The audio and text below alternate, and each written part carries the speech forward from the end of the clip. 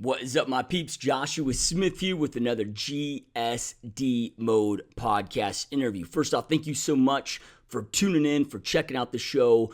Your support is massively appreciated. The only reason that this show exists is because of all of your amazing support. So we truly appreciate your support. I truly appreciate your support.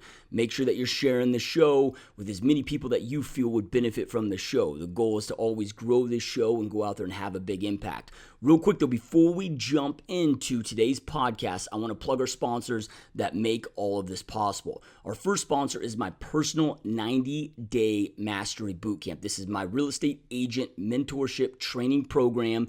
It's a group training platform. This way it makes it extremely affordable for you. Inside this program, however, I am unpacking my entire playbook. I'm walking you through step by step everything that I do inside my real estate business, everything that I've done, everything I've learned in my 12 plus year career with selling over 5,000 homes, with selling over $1 billion in real estate. And I walk you through step by step exactly what I've done, how I built what I've built, and what I'm doing today to go out there and create the success. But don't mistake the low cost for low value. This is an insanely in-depth, step-by-step program where I'm walking you through, again, step-by-step on how I go out there. My team sells 1 to 2 homes every single day in today's market, continue to grow my business year after year, and how I've been able to exit from selling, exit from actually day-to-day involvement in my real estate team, and create an epic, amazing real estate team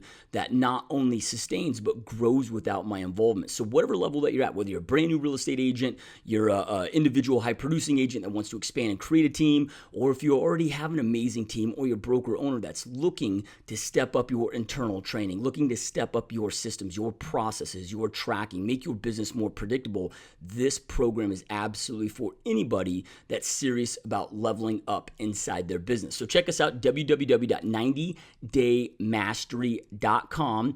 Make sure you use promo code LIVEMASTERY, all one word, all together, all caps. That's going to get you the biggest discount on 90daymastery.com. You're going to see tons of testimonials on their video testimonials, what's included in the program, the future dates of the program. I do several of these every single year, so make sure to check us out and make sure to jump inside that program ASAP. My next sponsor that makes this show possible is perfectstormnow.com. If you're a real estate agent and you are looking for a lead generation machine website backed by an insanely powerful CRM system that allows you to convert your leads to appointments at the highest possible level, manage all your tasks, make sure that you're effective and efficient as you possibly can be inside your business, transaction management component, all of that stuff. It is hands down by far the most effective and affordable real estate website and CRM program that exists out there in the industry. It's what I use to go out there and sell 650 plus homes every single year, and the system is gnarly. If you're signing up for that program, make sure to use promo code MASTERY, PSN, all caps, all one word, all together. That'll save you the $200 registration fee and get you a great discount. Our last sponsor is REO University. So I teamed up with a good buddy of mine who is the most knowledgeable dude, hands down, that I've ever met when it comes to REO properties. This guy used to work for the banks directly as an asset manager, and he developed so many of the systems that you see that asset managers and asset management firms and banks use today. This guy sold over 11,000 properties, foreclosure properties, as an asset manager. And he and I teamed up with my experience of working with over 35 banks in my career, selling thousands of REOs, plus his experience. We've created just an insane program. Again, REO University, the website is www.REO Mastery University. It's a one-time payment for $997, or you can split that up into 3 monthly payments. This is not a live boot camp like my 90-Day Mastery boot camp. This is something that you have access to instantaneously. We'll walk you through exactly how to go out there and get in with the banks. So how to get the business, but then how to service that business at the highest level, how to go out there and complete BPOs, how to complete cash for keys, how to make sure that you're insane at your valuations, how to go out there and make sure that your asset managers are winning and hitting their goals, key indicators you need to look for, and more. There's 22 in-depth, just amazing, powerful modules that will teach you how to become an REO machine inside your real estate business. Now, if you're like me, I don't want my business to ever be in a vulnerable position, right? I don't care if it's a good market, bad market. It doesn't mean that my business needs to be good or bad. My business can always be great. During a market crash, right? There's no such thing as if the market's going to crash. It's just a matter of when, right? But again, you don't need to put yourself in a vulnerable position. You can make sure that your real estate business is 100% recession proof, and go out there and, of course, generate business, do a ton of business regardless of what's happening in the marketplace. And this is exactly how you go out there and do it. And we walk you through step by step. So check us out, reomasteryuniversity.com. You can learn more about the program, hopefully register for the program, jump on in. This price will not last long, right? We just created this product, rolled it out several months ago, and just getting in the hands of the consumer, and people are having a lot of amazing success. So again, check us out, reomasteryuniversity.com. All right, again, you guys, thank you so much for watching this show. Thank you so much for tuning in. Make sure to share the show. Make sure to comment. Like us on YouTube. Leave some positive comments. We love hearing back from you guys, and love getting your feedback. Keep kicking ass, and let's jump on in to today's interview.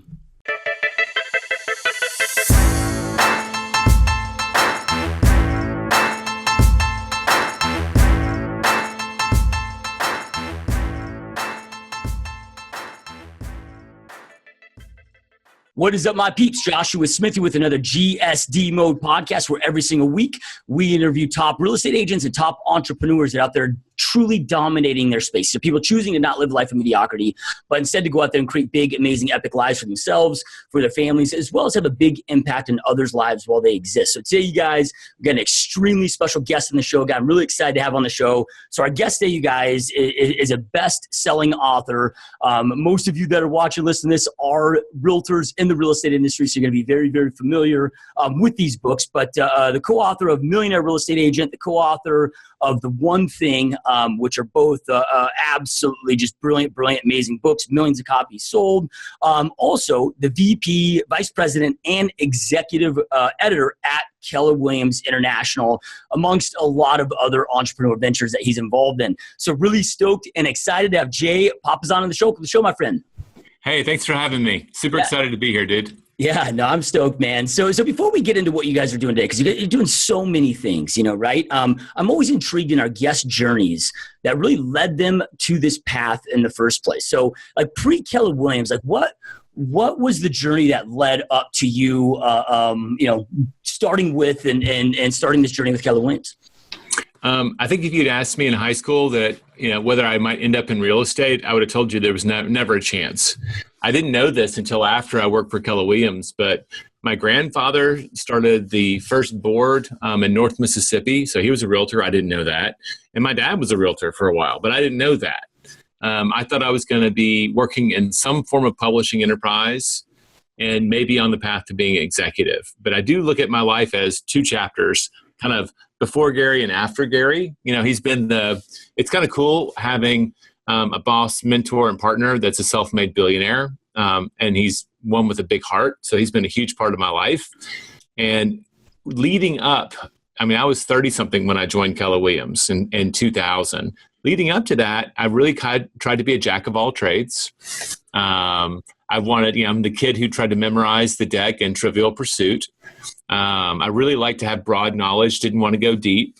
I valued some silly things, honestly, and made some good decisions. But I was into books. That was my thing. I love to read books. I love to write books. I like to create books. I'd been an editor. And it wasn't until I started working with Gary and this crazy little entrepreneurial company in Texas. When I joined, there were only 6,700 agents. Yeah. That was back in 2000, like less than 30 employees. This year we have over 176,000 agents in the field. Yeah. And we're still tiny by comparison to some people, like 300 employees. But it's been kind of a crazy journey. But before that, I think I was a lot less purposeful. I thought I was thinking big. Now I know I wasn't. The one good thing I did really well before I met Gary is I married my wife. Yeah. So nailed that one. Got that one. Got it perfectly right. And my wife's an entrepreneur and runs our real estate team now. So I, more or less than you wanted, I don't know. But I was a book guy that ended up coming into real estate and discovering he had a business entrepreneurial vein that he hadn't really mined. Yeah, love it. So what though? You know, because you were the book guy, as you said. I mean, what I know once you started with Keller Williams, then met Gary. You know, right? Yeah. A lot of things shifted, but how did the whole Keller Williams thing start in the first place? Like, what even led you to joining Keller Williams? So before my wife and I met in New York City, I worked at HarperCollins Publishers, and she was in PR.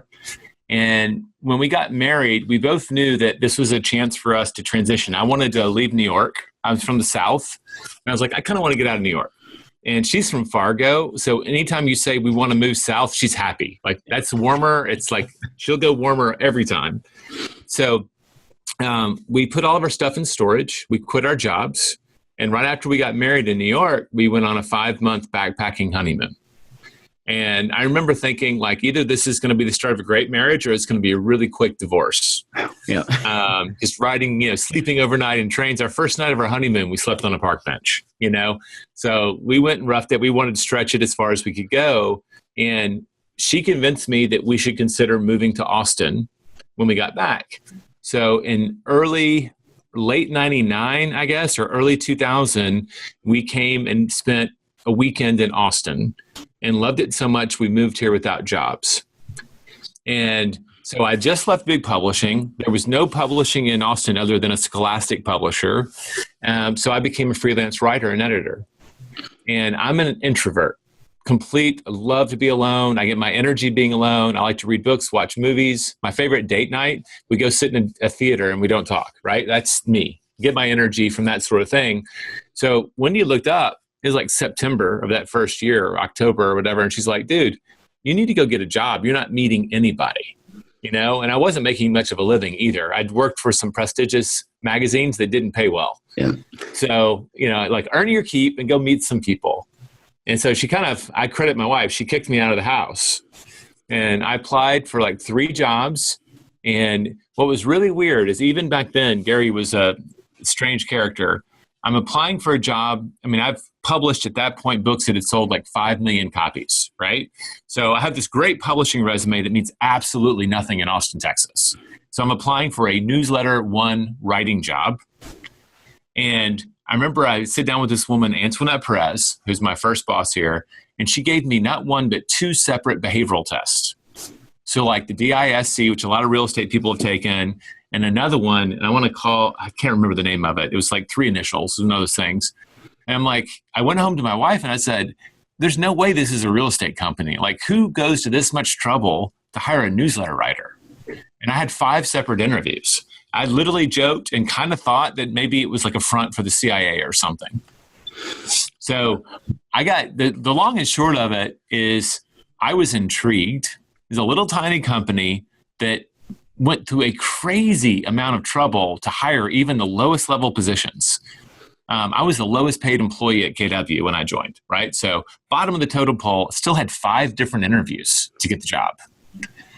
And I was like, okay, this is a weird place. What's going on here? And I bounced around for a couple of years in KW.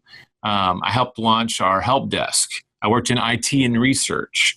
And all I knew is the company was growing, and they were open to people stepping up and saying, hey, why don't we do this? And their response back then was, great, why don't you go do that? So I think I started like 2 different divisions in the company. Yeah. And that sounds really big, but a division meant like I was working in a closet, right, with a computer, and I was, hammering out some new thing for the company. But it meant opportunity. When I was in New York and HarperCollins, when you were an assistant editor, you went to the same editorial meetings as the big editors, but you weren't supposed to talk. It was kind of like kids in the old South, be seen but not heard, right?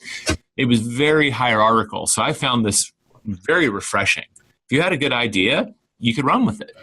So that was kind of the genesis for me. Is they had a writing job. It just happened to be for a real estate company. I just wanted a writing job, and that was what was available. And the interview process really sucked me in, and then they were very open to growth and new ideas. And what's crazy is the company's a lot bigger, and I still think they're just as nimble in terms of willing to go a 180, which is probably why I'm still here after 17 years. So does that kind of answer your question? I mean, it's a weird story. Yeah. I love it. I got kicked out of the house by my wife. That's why I'm here. I'm still here because the company is entrepreneurial and likes to open doors for people. Yep. Love it. So, I mean, so you go from one extreme to almost the next where, like you said, you didn't have a voice, you weren't allowed to be heard. And then now you come over to Keller Williams and you have a voice and they want to hear your ideas. And, I remember at one point, this was years ago, I was listening to Gary Keller speak, and he talked about, the launch of the Millionaire Real Estate Agent book, how that was like the pivotal, shift component or piece that really launched him on the map and just started to explode growth. How did the idea for that book come about? And what impact did that create for you guys' overall growth? Well, I wasn't really in the conversations, but we've written about it. We wrote about it briefly in The One Thing, but you look up and this is the beginning of 2002, and Gary formed the company, I want to say in 1983. And we had grown at a really great clip from 1996 to 2002, but we were really popular among average and new agents. And our reputation was we're a great place because we had great education. Hey, if you're starting your career, start at Keller Williams, and when you're ready for the big time, come join us. And Gary likes to look himself in the mirror and be honest about it. So when he sat down with his executives when they're planning out their 2002, he said, we need to do something that will make us fashionable for the top agents in the industry. It's like, what can we do? And the way he describes it, they got Post-it notes and they had to come up with 100 different ideas. And so it was Dave Jinks, Mo Anderson, Sharon Gibbons. I can't remember all the executives. Maybe Kelly Parham White back then was in charge of our education, Gary, and maybe a couple of other people. And they just plastered a whole wall with all these ideas. And one of them was that Gary writes the book on big production. And so they kept pulling notes off. And when they got down to the final ones, like everyone's like, well, if you did that, that would actually be the thing that might put us on the map for top agents. Let's write the book on mega production.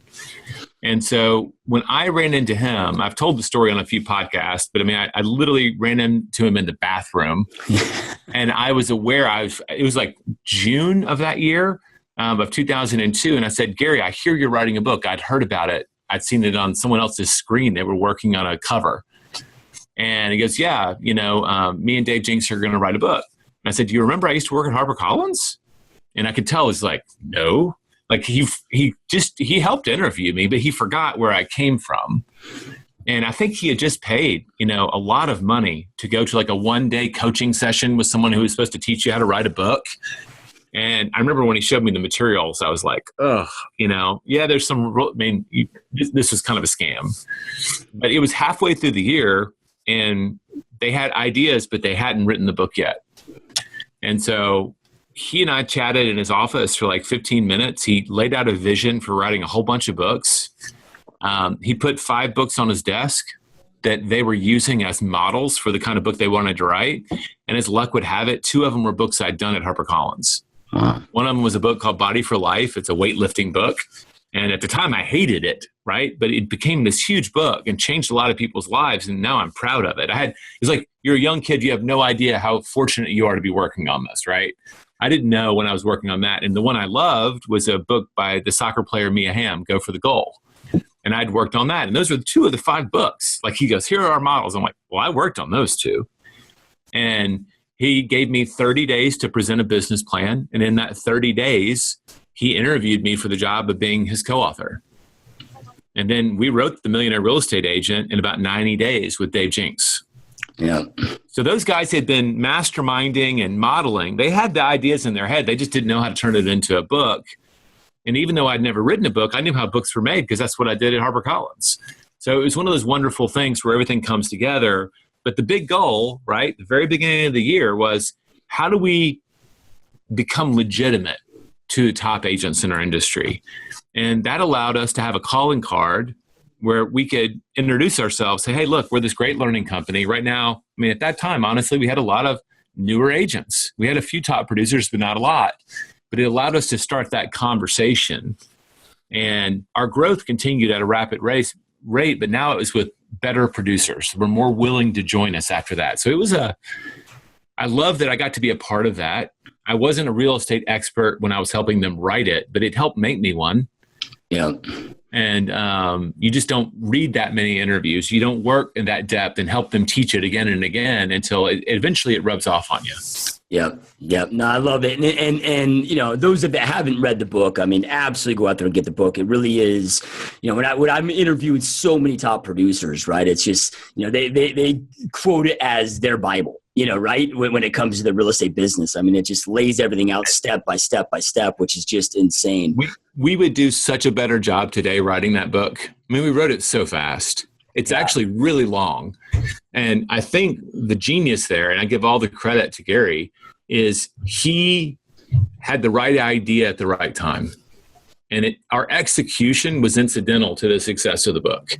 That was at a time when real estate people didn't want to be seen as salespeople anymore. They wanted to be seen as business people, and he gave them a roadmap to do it.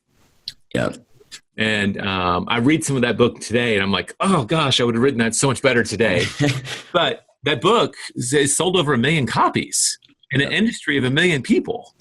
So it's definitely the right idea at the right time. And we've been working for a few years on updating it, to tell you the truth, because it's time to kind of give it a refresh. Yeah, you know, I've heard a lot of rumors about, you know, updated version number 2 coming out. Because it's, you know, when that came out, you know, teams were just starting to become popular. And then now, you know, with I mean, Keller Williams has really led the movement, but now when you see the mega teams and what they're doing now and these expansion teams, you know, it's so night and day. You know, so with that second version, I mean, is it something you guys are very intentional about right now? I mean, is it a definite for sure thing? Oh yeah. When it shows up is when it's ready. I mean, it's, you got our flagship book.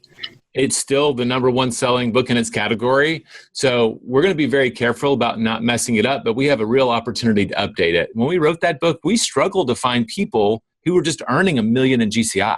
Yeah. I mean, I think we've got probably 20 people just in my wife's office that are doing that. I mean, that's an amazing office.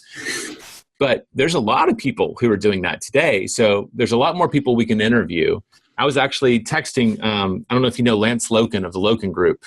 Mm-hmm. So here's a guy, he was a CFO, and I'm going to tell a fish story here. It's unintentional, but I think he's only been in real estate for like 7 years. But let's just say it's been 10, just to make sure I'm not lying. So he comes from outside of real estate. He starts his career right after the bust. And in Houston, Texas, you know how many transactions his team's going to do? They're going to do over 5 million in GCI in 1 year. It's going to be like 1,600 units. Yeah. I mean, you couldn't conceive of that in 2003. Yeah. It was just like, for someone doing 100 transactions would blow you away. So the industry has changed. What we believe is possible has changed. And now it's not just teams, it's people expanding across states and across the United States. And some people have even opened up mega agent teams within their franchise in other countries. So I think we have a lot to add, even though the fundamentals aren't that different, right? You know, it's leads, listings, and leverage. That's still there. But how people do it, I mean, we didn't even talk about the internet back then. Right. There was no Zillow. There was no Redfin, right? There was nobody trying to get your data to sell it back to you. Like it's completely different, and it's completely the same. So that's the fun we've been working with. Yeah, no, it'll be exciting. I had Bob Lucido on the show recently. He's number 1, dude. Yeah, and I mean, you see some of the production these people are doing, and you know, I've only been, not only, it's been a while now, but 12 years now in real estate. And just, if you asked me 8 years ago if anybody would ever do that kind of production, as far as a real estate agent on a team, you know, not a brokerage, you'd be like, hell no. That was just absolutely unfathomable. And now what people are doing, it is just insane. And he's doing it without the liability of being a brokerage. Yep. I think you just said that. And that's the part that people can't get their head around. It's like, if you were really at Bob Lucido back in the day, you would just go start your own brokerage, right? I'm going to be the next Long and Foster or whatever it is you want to be. And maybe Warren Buffett will buy me up someday. Yeah. But where does all the liability in our industry live? Yeah. At the broker. So the fact that it's become a thing where you don't have to take that risk on to have that growth. It's kind of crazy. I don't know that anybody expected that. Yep. No, it's amazing. So then, that book makes sense to go out there and craft and write and but then you transition to, years later, you guys co-wrote The One Thing, which is a real estate specific book. I mean, it's an entrepreneur. I mean, it's something that anybody on this planet can read and massively benefit from. It's not even a real estate book at all. I mean, I had a very successful software developer on the show about a year ago, and I asked him, what's your favorite book that you've read in the last 12 months? And he said The One Thing. He just saw it walking through the airport and read it, and I'm just like, damn. I mean, it's carried over to so many other industries and so many other people's lives. What was that? What came up with that idea of not making this real estate specific, and let's just create an entrepreneur book, or again, not even if you're not an entrepreneur, it's going to impact your life. Like what expanded to that, allowed you to expand that broad? Well, we first wrote the books about real estate, right? So we have the Millionaire Real Estate Agent. We then went into investing. The number one agent we interviewed in the first book was working with investors. We're like, you know what? Why don't we perpetuate that? If that's one of the ways that you can create opportunity. So we wrote 3 books on investing. We have 3 books on real estate agent production, a couple of consumer books. And it was really, I want to say in 2009, 2008. I don't want to mistake. So we'll say it's in that window. I was working on a course with Gary, and he wrote an essay as the introduction called The Power of One. And the whole point was how to get real estate agents to focus on lead generating, right? Right back to the original idea, right? That's the big idea in the Millionaire Real Estate Agent, right? If you do that well, everything else follows. And he was talking about that being his one thing when he started his career, but he gave it a framework that was generic. It wasn't just about real estate. And I remember coming into him that day and the next day on Monday, and I said, Gary, I think this is a book. And he goes, I was thinking the same thing. And we started that journey that summer, and it took us almost 5 years to complete the book because we knew that it would be the first book that we were not writing for real estate professionals, but for professionals in general. We wanted it to be a business book. And again, a lot of times Gary sees a book as an opportunity to lead with, be a thought leader, and that opens doors to start a business. And we believed at that time we had a fast-growing coaching company in real estate that we could build a coaching company for general business. And so when we think about, well, why write a book? Well, we have the knowledge, and we think this is going to help people. So that's the intrinsic reason. The business reason is, well, maybe this could be a tool that opens up to a whole other business opportunity. Yeah. So then, the time that you've been with Keller Williams, right? I mean, you break it down, it's been 17 going on 18 years. But with the growth that you guys have had in such a period of time, that is not a long time. I mean, you look at like RE/MAX that has experienced that type of growth in 60 years, right? Or whatever that is. After authoring The One Thing and dialing that in, like what would you say that Keller Williams International's one thing has been to be able to go from 6,700 agents when you first joined to now almost 180,000, internationally? It's changed, to be honest with you. And they've all been compatible, and it's been very organic and logical. And in the very beginning, it was a training company. And that's been the thing that's Gary loves to teach. He loves to coach. And so when he ultimately thinks, what's the highest service I can offer? That's his go-to, right? So that's been in the mix all along. But for a while, we were the profit share company. We just this summer, I guess it would have been in November, we have now given away over $1 billion in profit share. So a lot of people talk about profit share programs and it's just talk. But like, he's given away $1 billion, on average about 48% of our owner profits a year. And so profit sharing was a big deal. It's not even such a big deal anymore. That's not why people join us anymore. Our one thing, and if the number that you always tracked, and we have a thing called the 4 conversations, right? And it's all about agent count, because our vision would be we would be the company of choice. And so I think when you combine like the teaching, the profit share, how do we put the agent first in our thinking?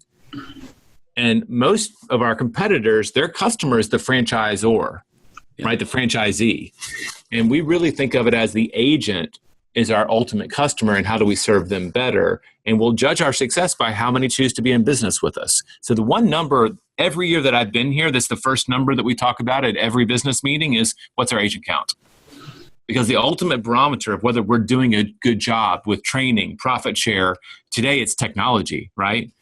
And we actually changed our from a training and consulting company to a technology company that leverages training and consulting, right? Blah, blah, blah, blah. We changed our mission statement, and it's evolved. Like, I don't think that you get to the top and stay there by not evolving.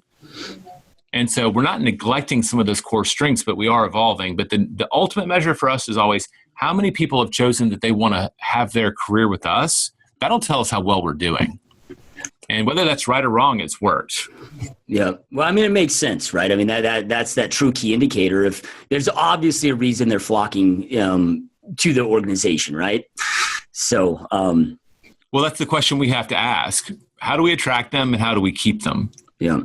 Right. It used to be that we were great at new agent training, and people would leave us when they felt like that ran out. So you have to grow your value proposition. Any business has to grow their value proposition to adjust to the competition. And we've been number one for a little while now. And just today, John Davis, our CEO, is reminding us, dude, we can't be complacent. We have a target on our back now. Who do you think everybody else is talking about in their business meetings? And because we're transparent and open books, everybody knows exactly what we're doing. Yeah. Because they're going to copy us. So we have to evolve. We have to get better. It's like we celebrate and then it's right back to work. But we kind of attract people who get off on that. I mean, I love it. I don't want to be complacent. That sounds really boring to me. Yeah. I kind of like that every year we have to kind of reinvent ourselves just a little bit.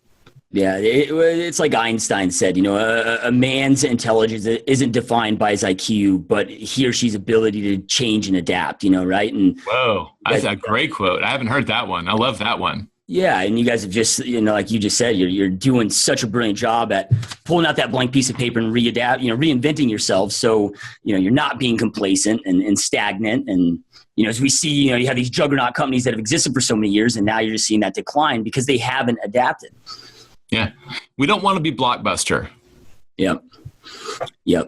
Love it. So then, it's one of these things with, when I think of Keller Williams, the first thing that always pops in my head is culture, right? And it's not just in the real estate space. I don't know if I've ever, maybe Zappos comes close, but I don't think I've ever stepped into an organization that has that same level of culture, in every facet of it. What drives that? I mean, would you say that kind of comes down to just that interview process that you had from day one of just making sure that those right people are in there that are that culture fit, and how you guys have stayed so strong to that? Is that, what you really feel drives that culture? It's a weird thing. Like in our corporate headquarters, we have employees, right? So we can tell them how to behave. And if you don't behave that way, you're shown the door. But we have a huge thing on the wall. Our values are up there. And you see that in a lot of companies, right? Win-win or no deal. Succeed through people. As long as I've been here, the leadership has always brought them up repeatedly and always lived them at a high level. The challenge for us is our culture is really defined by our associates in the field. And guess what? They're not employees. They're independent contractors. So we can't actually tell them how to behave. So I would say that the culture was built very much on purpose. I think it's a product way back when of Gary's vision. He understood that he had to create a company. He asked the question, how do we create a company that no one would ever need to leave? And that's where profit share, that's where he handed over all the decision-making to the agents. Like, we don't tell our agents how to behave anymore. They vote on it, which is really weird. Like, I'm going to start your union for you so that you can control everything in the company. And that stuff was all laid out like in 1996 or before. And Mo Anderson was our first CEO. Gary hired to replace himself so he could step out of the management role, which is not his gift. His thing is vision. And she was the first person to really clean up our culture, get out the bad eggs in the leadership, and start making sure that the leadership at the height of every part of the organization reflected that culture. Because what would they do? They're going to attract other leaders that see the world the same way. And I think it was very purposeful. It started over a decade ago, almost 20 years ago, honestly, is when they started really being purposeful about it, and they just never neglected it. So I think Harvard and Stanford both have got white papers they study about our culture. So it's definitely been noticed outside of our industry, and it's something that most people really value within our company.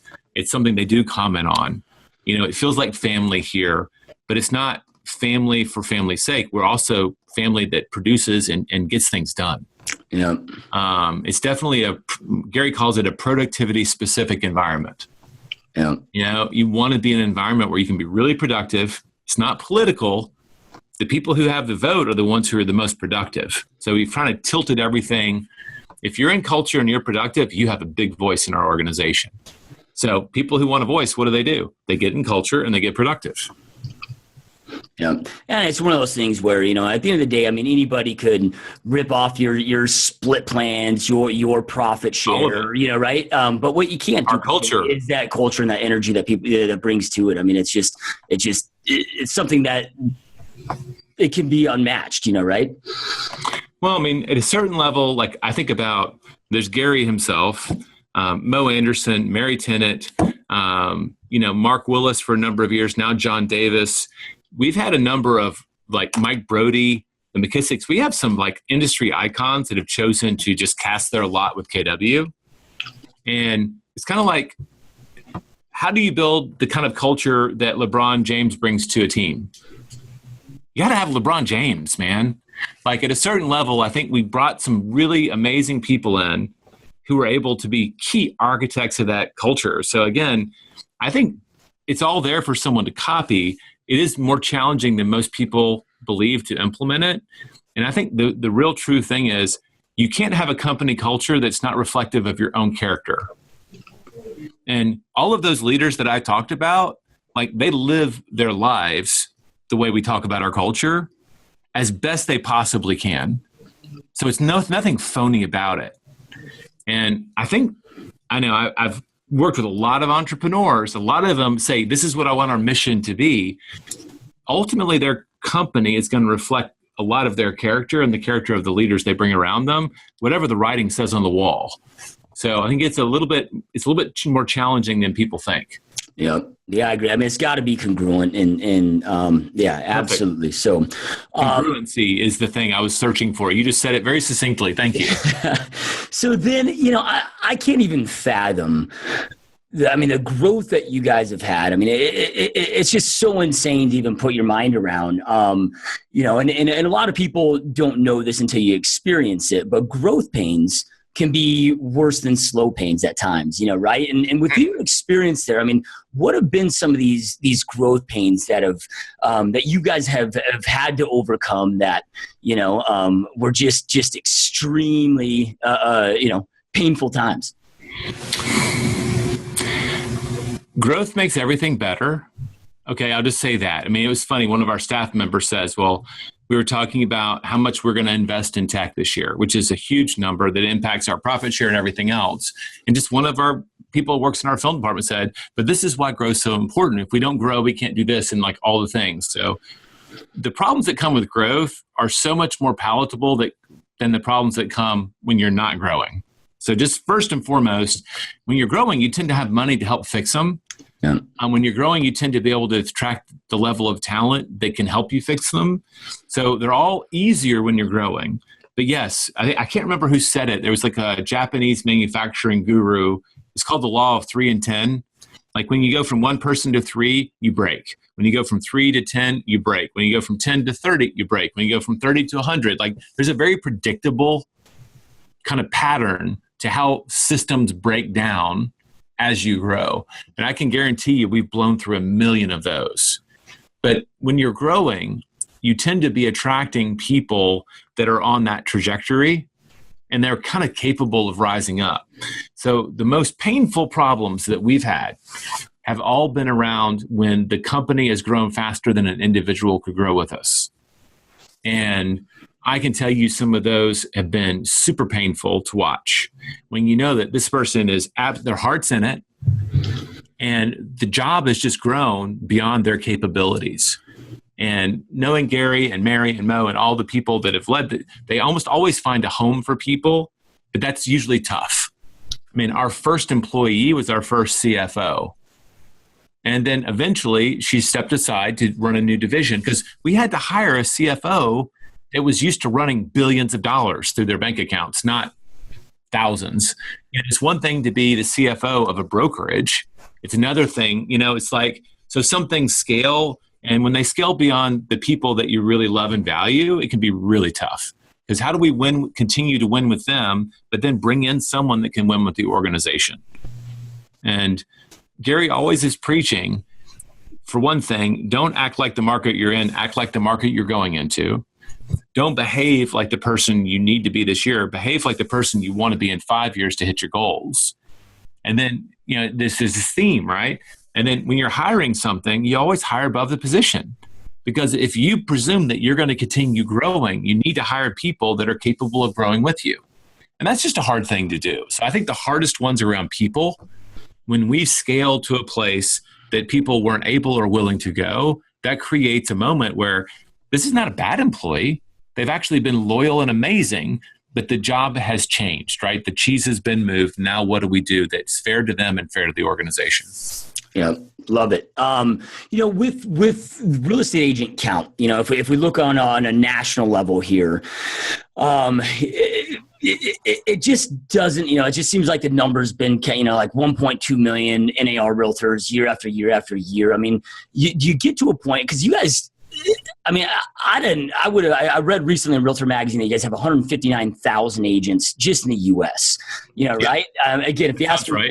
If 176 worldwide. Yep. And that includes Canada. So sounds about right. Yeah. And somebody asked probably 10 years ago, like what the capacity of a company would be here just in the United States. Probably nobody would have guessed that type of market share, as you continue to expand and grow. And, how big, do you guys have a vision for what type of market share that you can cap up, or do you think that there is a capacity for it? Of course we do. We know where we're going. We're pretty clear about that. We have long range goals, and we just went over with our department heads and the team where we're going next year. If you had to ask me, nobody's got a crystal ball. Like, we have close to 1.3 million realtors in the industry right now in the US. I think that between technology and systems, teams, not just companies, but teams that are eating up market share, you tend to have people who come into the industry because there's very few barriers to entry, right? You don't have to have a special degree. If you get your license, have a laptop, and you have a phone, you can sell real estate, right? So there's very few barriers to entry. And when the market is growing, there's tremendous financial opportunity. And most people, I think 30% of our industry churns every year. Yeah. I think people just don't realize how tough it is to make a living.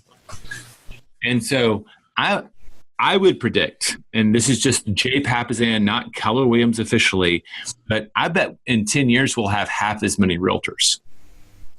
And they'll be doing many times more transactions, probably for less money, but they might be earning more money than they are today individually, right? They're going to have to scale their businesses, and there will be some consolidation. But what kind of market share can we have there? I don't know that our market share has to decrease. There's usually a place where you go from being a growth company to whatever the next one is. Like, I get that. I don't know that we're there yet. I think we still have a pretty big head of steam. I think when you see the industry start consolidating, we'll have fewer agents, but more market share, if you had to ask me. Yeah. So with your prediction from 1.3 million to, let's just say 650,000, do you think that's due to just with technology and the efficiencies that exist out there and that type of transition, or this bull market can only last so long, right? So or is it because of a market crash? Well, the market hasn't corrected yet, and that's going to happen. And that usually pushes people out of the industry. That's been happening every 7 or so years, going way back. That's just market cycles. And because we just came out of the recession, we've had a artificially long recovery and upward market. So it's going to turn at some point. All markets do. I think it's going to be more about the competitiveness of the industry. We have players stepping in now that are getting billion-dollar valuations. They're aiming to disrupt the industry. Keller Williams is very committed to keeping a real estate agent at the center of things because we actually believe that's the best way to transact. And we've experimented with you wouldn't believe the experiments we've done with other models. And we still believe, and I know we're not completely objective, that the customer is best served when there's an agent in the transaction. So we're trying to protect that position. It serves us, it serves our customers. I do think that there will just be fewer of them. The average agent right now sells 6 or 7 homes. That's not actually a great living. Right. So who wants average? I think that you're going to see more market share consolidated with the top players. And when people, just like during a shifted market, when prices are going down instead of up, a lot of people say, this is a tough industry. I'm going to go find an easier way to pay for my mortgage. I think people are going to look up and say, whether the market's up or down, and say, wow, this is a cutthroat business with a lot of really sharp business people. I'm not sure I want to play that game. Right? It's the same thing as during a shifted market. Fewer people test the waters because they can tell it's tough. And I think the competitiveness, how well armed some of these mega teams will be, and the small brokerages and the independents, I think it's just the competitiveness is going to go up. That's my thought. And technology will be playing a big part in that. Yeah. And then, because it just seems like you guys are always, several steps ahead of the curve. And, I know you guys are just obsessed with, not, like you said, not acting as if you are today, but acting as if, who you want to be. What kind of advice would you give with the knowledge that you have and the vision that you have for the future for real estate agents? Because we have realtors that are listening to the show, of what they need to start doing right now, or inside their businesses, inside their careers, to be able to adapt and shift, to make sure that they're not one of those that's having to exit the industry. I can show you. I'm going to try this. You're not going to be able to see it. See that whiteboard? Yeah. Yep. If you were to freeze frame that and zoom in, right? There's a quote that's been up there for several years. It's something that Gary said. And he said, how do we become the business that will eventually put us out of business? Just a question, right? And at one time, the business that almost put him out of business was RE/MAX, right? Instead of having, splits that went unlimited, they went to a desk fee. So top producers were like, hey, if my total company dollar I'm paying the franchise company is $18,000 or $24,000 a year, I make more money there. And so he had to cap his commissions, right? He was a traditional real estate company until they showed up. And then different things evolve. And I think we as a business, and I have it on my board to remind me, I have to be willing to disrupt myself or I'm liable to be disrupted. And I feel like that's a very strong philosophy in our building. There are things that we won't disrupt: our culture, how we treat people, how we value people, because those are values, right? Those are not business decisions. But when it comes to how we do business, we have to be willing to be really uncomfortable. And I would just tell everybody, write that down. How would I become the realtor who would put me out of business? How did I become that? And they know it. Most of us know the answer, right? It's like, oh, I probably need to become smarter on technology, or maybe I need to be more disciplined with my lead generation. Maybe I need to be more disciplined with my expenses. We all know the things that we could do better, but we don't feel a lot of urgency for doing them because nobody's like waiting outside of our door to put us out of business. We usually wait until they've knocked on the door and really messed things up before we're willing to change. So I think you have to be willing to see the writing on the wall and start acting early. It's that whole thing. If we know that a shifted market is coming, well, we should be signing leases. We should be managing our expenses as if that shift has already happened. Because you and I both know when the shift happens, it doesn't take 6 months. It feels like it happens overnight. Yeah. And if you signed a lease to double your space right when you're about to lose half of your production, that's a really bad move. So that kind of mentality, how do we become the business that would put us out of business? I credit that. I remember when Gary said it. I remember when I was in the room with our top 100 agents, thereabouts, right? We call it the top 100. It's 100 of our top probably 250 that show up in any given day. And he's coaching them. And it's it's easy to intellectually get, it's hard to live. And it takes a culture of people who are willing to say, oh man, we're going to do a 180 again? Yep, we're going to do a 180 again. All right, I got your back. Yep, I got your back. And you just kind of chug through it. And then you look up, the world changes and your competitors haven't changed with it. That's when you feel good about it. So without giving you specific tactical advice, I'd say be willing to disrupt yourselves before other people disrupt you. You know, Gary's always like, I'm not going to charge a premium just because there's not competition. If there's not a moat around this business, why don't we start at the lowest possible price, because nobody can ever come in and just say, I'm cheaper. Yeah. Let's take the gas war off the table right from the beginning, because otherwise we're just going to get fat on the hog. And when that person shows up, it'll be painful to make that decision. Let's make it in advance so that they don't even get into business to compete with us. And that takes a different kind of mindset, doesn't it? Yep. No, I love it. So, you've written and published so many amazing books. And I know it's probably hard to answer because each book has probably had so many amazing parts for different reasons, but I mean, what has been your personal favorite one to go out there and work on and go out there and create? I'll tell you the two books that have changed my life the most. The Millionaire Real Estate Investor. At the time I was writing that book, I thought that the way to build wealth was to become an executive and make a high salary. And in the writing of that book, I read books like The Cash Flow Quadrant, and I started to understand, you can work for money or money can work for you. And I started all the paradigm shifted, and we got to interview 120 net worth millionaires for that book. And it really changed the way I thought about money, the way I thought about my career. And I remember going home to my wife and I said, we got to start living this. And she was like, okay. And she's always a gamer, right? And so that absolutely transformed us financially. And when you do that and you become financially free, it changes the way you work, right?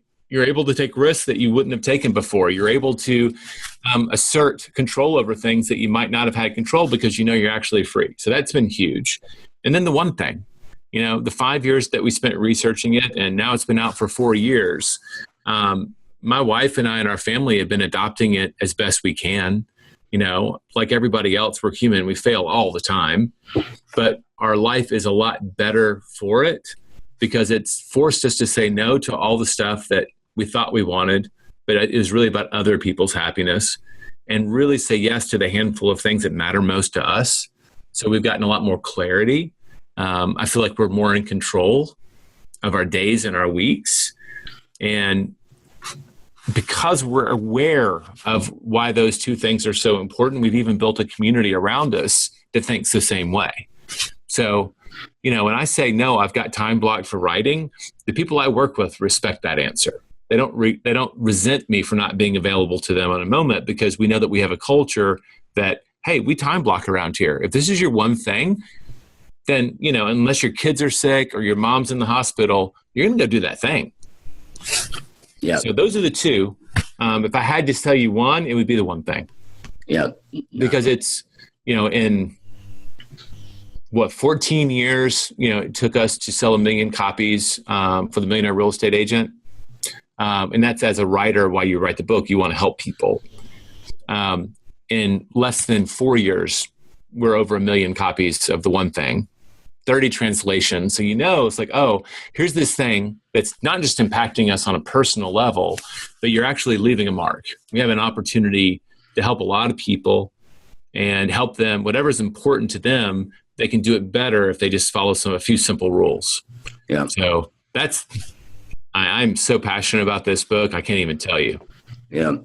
Well, and what I love about the book, and those that are watching, listen, if you haven't read the book, absolutely go get the book, read the book. I've read it multiple times, and we'll have links right below where you guys can go click on them and have access to all of this. But it's broken down so simplistic, right? Because I think some people, they just overcomplicate. They get in their own way, right? And it's just identifying what is of highest importance, what truly is important.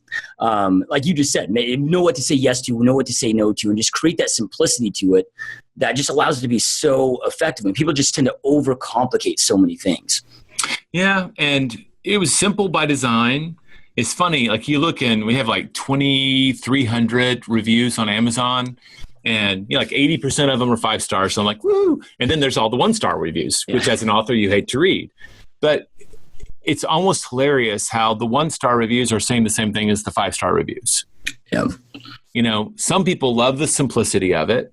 And they love that we kind of cover that concept from 3 or 4 angles. And then the people who don't like the book don't like the simplicity of it. They wanted something complicated.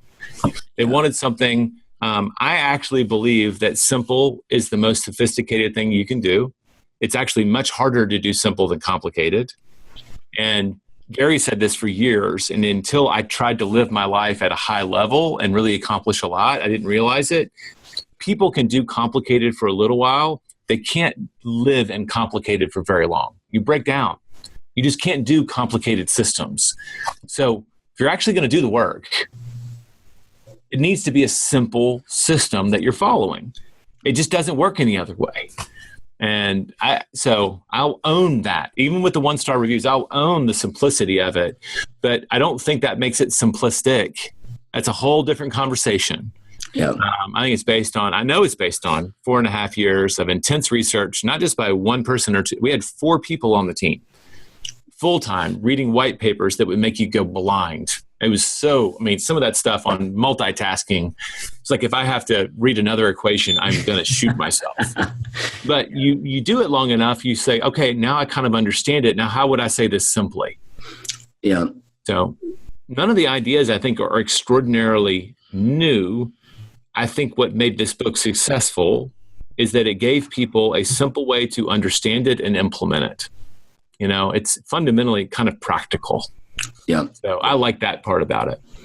Yep. Love it. So then, for you personally, you have so much going on, with everything at Keller Williams, and then, all the books that you're have worked on and continue to work on, and a lot of other projects you have out there. Plus, you have your real estate team.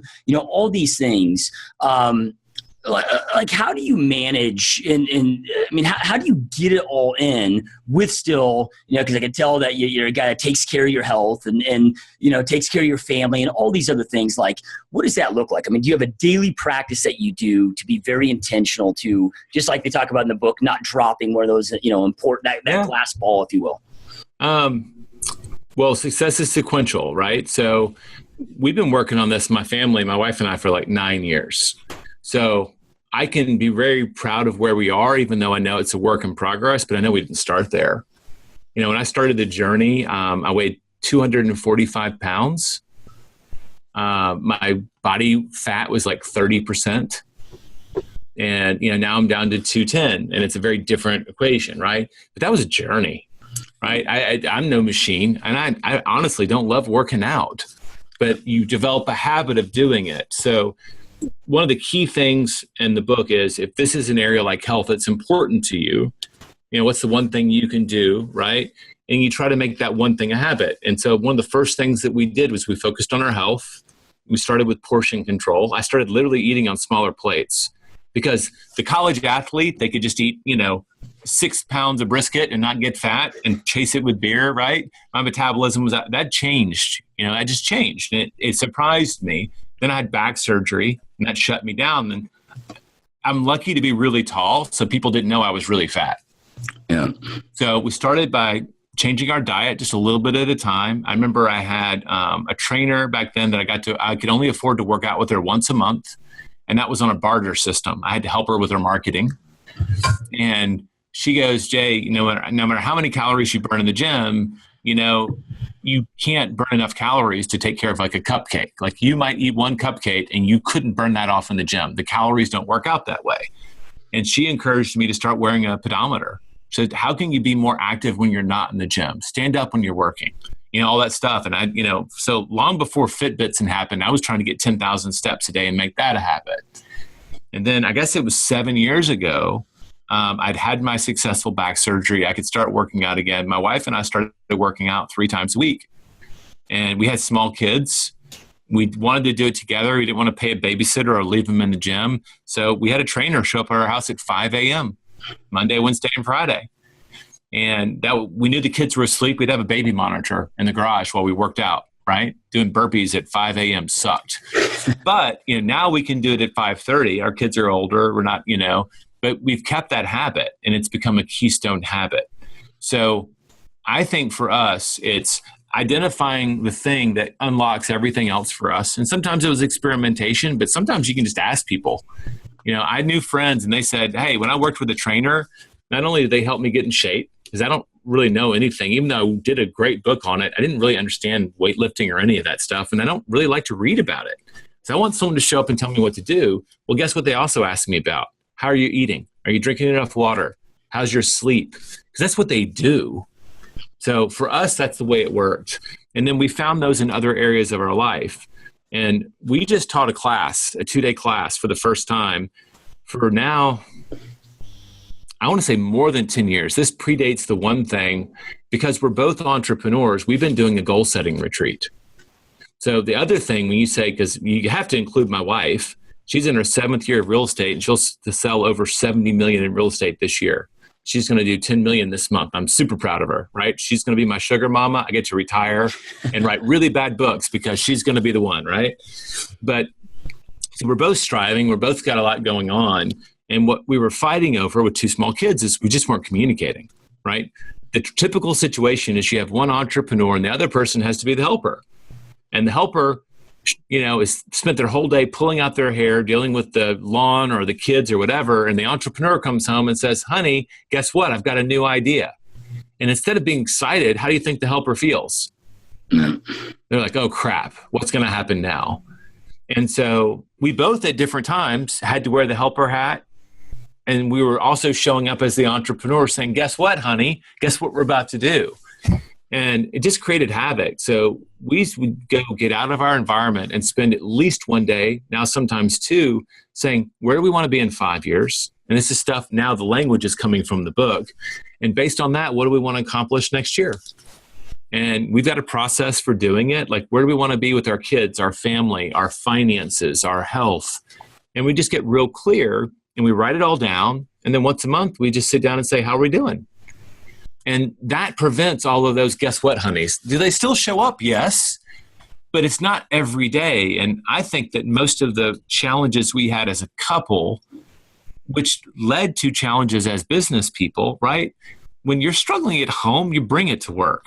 I'm sorry. I just think that's foundational. So we managed to get that part right and get on the same page more often than not. And that accelerated everything for us. Because now she's like, okay, so you're preaching habits. So people are going to expect you to have some habits. I'm like, yep. If I don't live the book, they're going to say, what a hypocrite, right? And I fail the book as much as I live the book and win the book. But she goes, all right, like I'm paraphrasing, but she's like, I'll get on board with that. What do you think it was like for her to start a real estate career being married to the guy who co-authored The Millionaire Real Estate Agent? Yeah. Everything she did that wasn't in the model, they're like, oh, you're the model. What? You didn't hire in the right order. The book says do this, right? And she took that crap her whole career.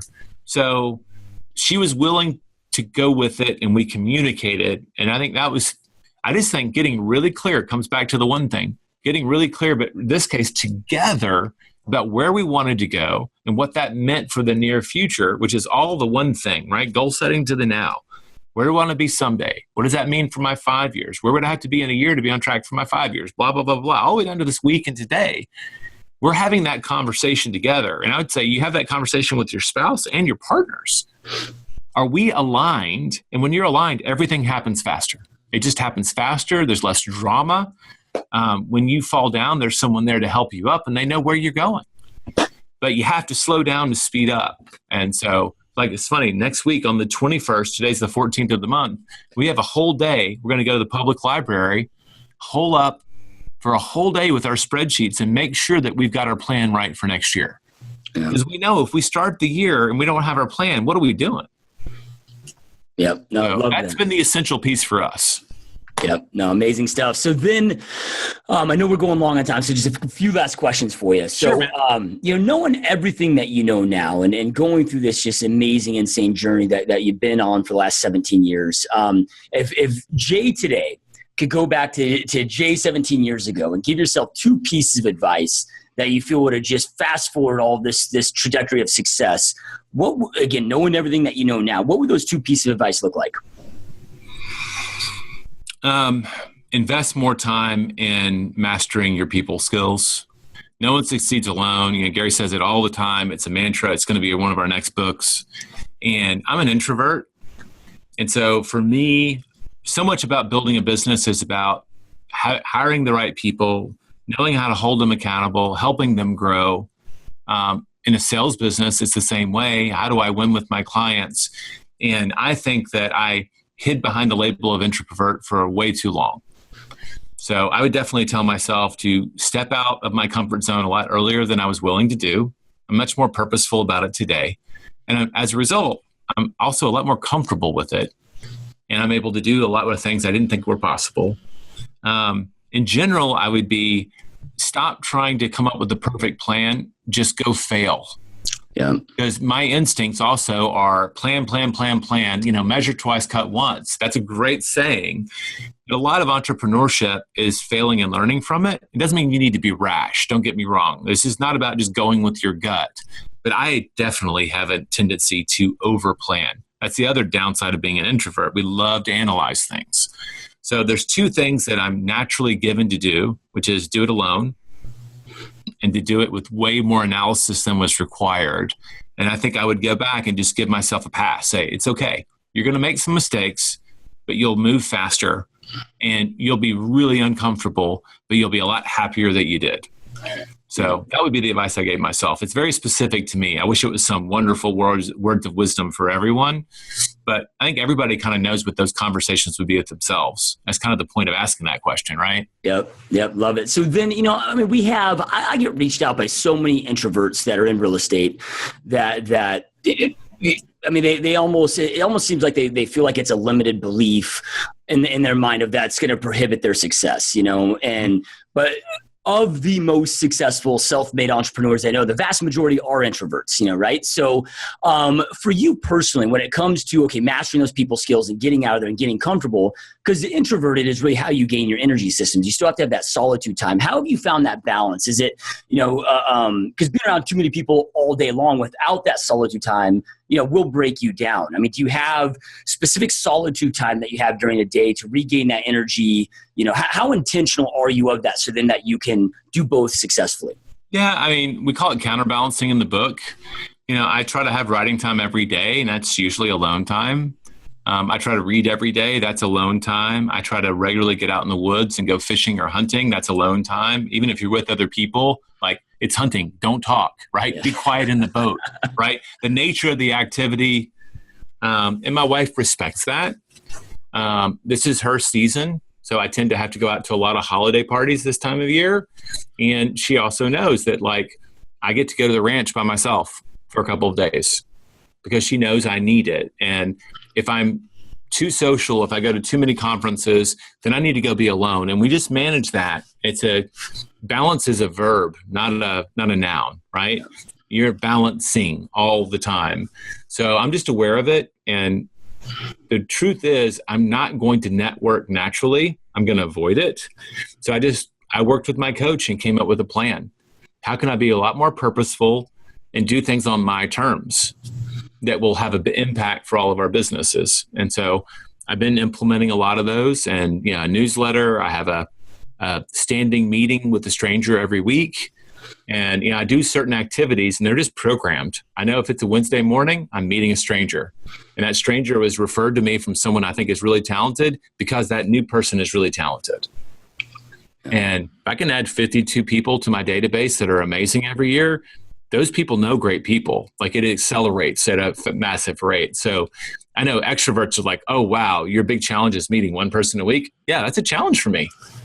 And I've I actually pace much higher than that because those people want me to meet their friends if I show up with no other agenda than just hang out. And I can do one-on-one. Like I'm just talking with you right now. I'm ignoring the fact that you're going to broadcast this thing, yeah. Right?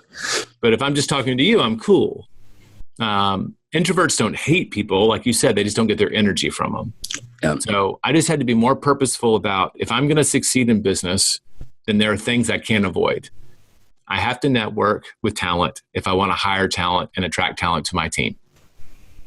I have to go out and interview people if I'm going to have stories for my books, right? And the people that I meet, I have to stay connected with, just like any client, right? We called it a 33 touch back in the old book. But like, how am I going to systematically stay in touch with the, not thousands of people in my database, there are hundreds of people that actually matter. And how do I stay in touch with them? And if I don't have those answers, I have no right to be teaching the books. So I got purposeful about those things. And my wife understands that I have to counterbalance sometimes. My kids know this. I sometimes come home, I put my noise canceling earplugs in when they're going to bed, and I'm sitting on the couch with my dog watching Netflix. And they're going to bed. Like I'm going to wait. I'm going to stay up too late and I'm going to have my me time all by myself. And so I just know myself well enough now to know that if I don't get enough of a dose of that, I become a grouchy tiger. And I'm going to kick the cat and I'm not going to be nice to be around. So everybody works with me now. Yeah, love it, love it. So, I know that you do so many interviews, right? I mean, so many podcasts, so many interviews where you're being interviewed, I mean, there are new books that are coming out and podcasts like this. During, when you're being interviewed for, I don't know how many it's I've been, but I know it's an insane amount. Is there ever a question that nobody ever seems to ask that you feel is important to get asked that you wish more people would ask you?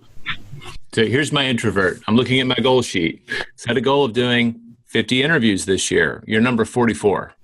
So it's not 1 million, but I generally told, you assume 2 weeks of vacation. I just told my assistant, I'll say yes once a week. So if people reach out, I'll say yes once a week. If there's not a yes there, go help me reach out. And so it wasn't 1 million. Is there ever a question? So repeat your question. This is me demonstrating how you can be purposeful, even though like Gary doesn't do these interviews for a reason. This is my job on the team, right? Yeah.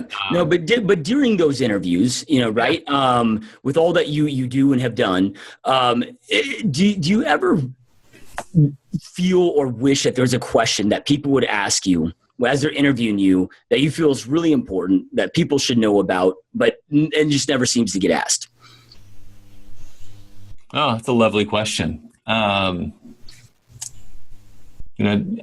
thinking about it. I want to give you a thoughtful answer. I don't know that one question has jumped out like, I wish, because I have done enough that we've tackled the book from a lot of different angles. I know that the thing that I'm most passionate about, and I talk about it, my conversation about it's evolved, that all of the goals, like one thing's an achievement book, right? But towards the very end, we talk about purpose. And people are really uncomfortable talking about that. It's not something that most people really feel they're clear about. And I would just say that might be the most important stuff in the entire book. We're working really hard. Do you know what you're working for? You spend all these hours away from your family, and we tell ourselves we're doing it for our family. Why is that, right? It feels contradictory, So I think getting really clear about our core motivations, it's a journey. It doesn't happen overnight. I think that's the least talked about part of the book. It's probably the most important part of the book because it lies under everything else. I believe even if you don't articulate what your purpose statement or mission statement is, you're living it, right? Every company has a culture. Was it built on purpose or not? You're living a mission, but was it on purpose one, right? And so I think it's a worthwhile question to ask. And I look up and I look at our goals, and a good friend of mine who's a preacher taught me this. I want to have becoming goals, not to do goals. I want to have to be goals. Who is the person I want to become? And if I become that person, those goals will naturally follow. And so a lot of it becomes about character and purpose and deeper stuff. And it's all mushy, and business people are like, oh, that's airy-fairy stuff. You talk to the people at the top, they talk about that stuff and they're pretty clear. Yeah. It's not airy-fairy to them. They're very clear that they were on a mission. I mean, why is Elon Musk doing all this stuff? He believes we need another planet, right? He wants to go find a way to live on Mars. Like, call him crazy or whatever, but he has a vision. He's very clear about why he's here and what his ultimate legacy might be. And I think we all, whether it's going to Mars or just being a great dad, there's no judgment in the scale of it. It's just getting clear about it is a really important thing. So I talk about that with young people. I talk about that with old people. And I think that's the thing that is just neglected because it's uncomfortable. Radio host and podcast host, if they don't really want to go there, right? Because it's not a fun thing to look in the mirror and have you don't know the answer to the question, why am I here? Yeah. I've been there. Yeah. Yeah. And, and I think, a lot of people struggle with it so much because they feel like, hey, I've got to have some monumental purpose, like you said, Elon Musk of solving interstellar space travel or whatever it may be. And they feel like it's got to be like this amazing or poetic thing. And for people that are struggling with that, like, man, I just don't know even where to start trying to find my purpose. Cause I feel like either people get really clear on it or like you said, it creates a lot of internal suffering and can almost make them less fulfilled, right? Because they don't necessarily know even where to start. Like when you're having this conversation with people, what kind of questions or what do you tell them to even start so they can start asking themselves the right question to eventually gain that clarity? I think the most important thing is you pick a direction. It's not the specific destination. And so like you think about the Elon Musk kind of statement, he's very specific. That's very, very rare. And a lot of times, I believe it with him. With a lot of people, it's just BS. Yeah. I think that it's totally okay to have vague notions that lead you in the right direction. I really like to work with things. I really like to work with people. I really like to serve people, right? What are the things that you truly draw joy and fulfillment from? And what are the activities that you kind of would do whether you got paid or not? And those tend to lead you, at the very least, they help you say no to things, right? And you get a sense of, wow, I believe that your heart's kind of in charge and it's leading you whether you're aware of it or not. So you're probably stumbling down the right path. You're just not aware of it. And you have opportunities to go farther if you're just opening your eyes to the clues that are there. So I have a friend that teaches classes on this. It's like an hour-long exercise about the roles in your life: father, husband, entrepreneur, boss. I'm a father and I'm a son, and I'm a brother, right? And I'm a husband. If I had to rank those, what's most important? Which one survives the burning building test? Do you know? Would I run in and say my mom, my wife, or my kids? I would tell you it's my kids, but I actually, in my statement, I know that I have to be a husband first, because for my kids, outside of an actual burning building, what's the most important relationship they're likely to have in their life? Yeah. With their spouse. So it's important that we role model that as best we can and not neglect it because we want to be a better dad than we want to be a better husband. So getting really clear about the roles that you are going to play in your life. And you can't be all things to all people. And if people aren't clear, I love this advice from my friend Brian. He started a company called the VUCA Collective, and Brian Schoenberg. And he just says, go ask your friends. Go ask the people who've known you your whole life and said, hey, all right, so, Joshua, you've known me for 10 years. You know that I'm like an author and I love real estate. Why do you think I'm working so hard? What do you think I'm working for? What do you think my ultimate values are? Like, my wife will tell you what mine are, like, before I can ever say them, because she knows me better than I know myself. So you don't even have to know yourself. You just have to maybe ask some people and see if there's a pattern to their answers and start paying attention. Most of the time, the trouble is we don't ask ourselves or anybody else. And therefore, we're not going to find the answers. The research I read is that 80% of people are very unclear. So if you're feeling unclear, join the club. Right. I consider myself partially clear, Because I've been asking. And right now, my statement is to be the best husband and father I can be. That's at the top of my goal sheet. That's right in front of me. It's always right in front of me. And because of those roles, it means that I have to do the best job I can be as an author, because my wife won't respect me if I mail it in. And I can't tell my kids to be their best if I'm mailing it in. Like, I connect a lot of other things to those two. Those are keystone roles for me. And if I do those well, everything else follows. Like, I want to be a good dad. Well, I'm not going to role model being a drunk for them, right? So I'm not going to be a drunk. And I'm not going to be a fat piece of lard that lays on the couch and watches bad TV all day. I'm going to read books in front of them, right? So that's for me. I don't know what it is for you, but you figure out the things that you value most and that lead you to your best self, and you try to focus on them. That was what I would tell people to do. And if you have no clue, join the club. Like, I was totally there. Ask the people that have known you the longest to help you. It's a very vulnerable thing, but it's a very powerful thing to get a little clear. It's like, hey, I think you're working so hard because you've always wanted to prove to your dad that you could do this. And so just own it. You know what? I got a chip on my shoulder. That's a part of who I am. I'm going to prove to the world that I could do this.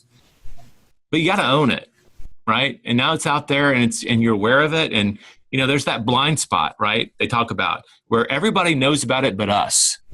That's called your blind spot. And what's crazy about that, if everybody knows about us, all we have to do is ask to know what our blind spot is. Yeah. So this is probably most people's purpose is in their blind spot. It's not unknowable. It just has to be discovered. Yeah, love it. Powerful stuff. What would Heavy stuff to end on. Everybody's like, oh, God. No, but it's so important, so critical. So I love it, man. Where is, Jay, the best place for our listeners that are listening here? If they want to learn more about you, if they want to go pick up the books, I mean, where's the best place to go do that at? I'd go to theonething.com with the number one. That's where you can find out all about The One Thing. There are links there to our other products if they want to check out the real estate books and stuff. The lucky thing is my name, Jay Papasan. You Google it, you're going to find me. There's not another one out there. Yeah. So I got a fortunate name. I didn't have to adopt a pen name, right, to be found by Google. But theonething.com is the first place I tell people to go. That's where all of our focus is right now. And we've got great classes and great stuff that we're offering people for free.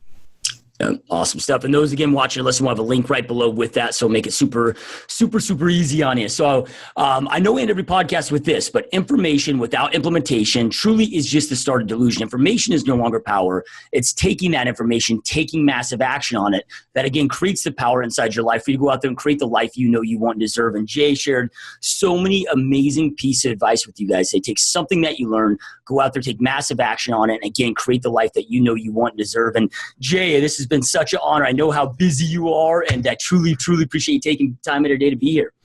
Thanks for having me. It was great to meet you. And wow, we dove really deep into real estate and business and life. So thank you. That was fun. Yeah, no, it was an awesome, amazing time. Thanks again. And all right, you guys, thanks for watching. Listen, we will see you next time.